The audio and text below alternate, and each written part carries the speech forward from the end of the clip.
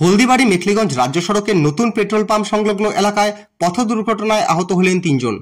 শুক্রবার দুপুর 3:20 নাগাদ এই দুর্ঘটনাটি ঘটে, যেখানে একটি 4 চাকা ওয়াগনার, একটি বাইক ও একটি টোটো একে অপরের সঙ্গে সংঘর্ষে জড়িয়ে পড়ে।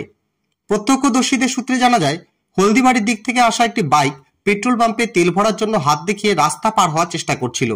ঠিক সেই সময় পিছন থেকে আসা একটি ওয়াগনার বাইকটিকে ধাক্কা মারে। সংঘর্ষের তীব্রতায় বাইকটি ছিটকে যায় এবং একই সময়ে উল্টো দিক থেকে আসা টোটোটি নিয়ন্ত্রণ হারিয়ে ঘটনাস্থলেই উল্টে যায়। এই দুর্ঘটনায় মোট 3 জন আহত হয়েছেন।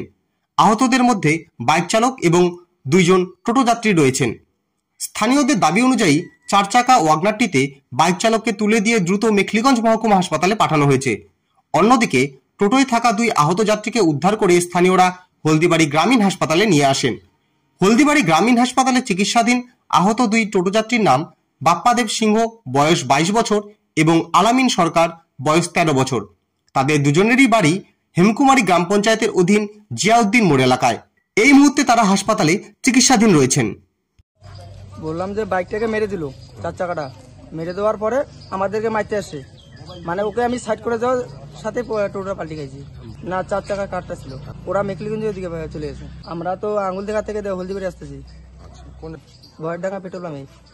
না না, ধাক্কা মারিনি না, ও তো বাইকটাকে মেরে দিছে প্রথমে।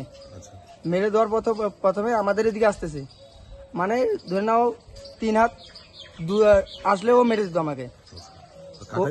কাটাইতে গিয়ে তো আমি পালিয়ে গেছি, বাইক তো ওদিকে পালিয়ে গেছে। আহত ধরেন আপাতত 2 জনেই আছি, মানে একজন ছিল বাইকে আর 2 জন ছিল কারে। হ্যাঁ, যে পাই। কি নাম তোমার? বাপ্পা। আর আরেকজন ওই জায়গায় কি নাম ওনার? আলামিন। বাড়ি কোথায়? কুমারী। আচ্ছা, এখন কি বললো এই হাসপাতালে? হাসপাতালে বললো এক্সরে করতে। এখন 2 জনকেই? না, একজনকেই।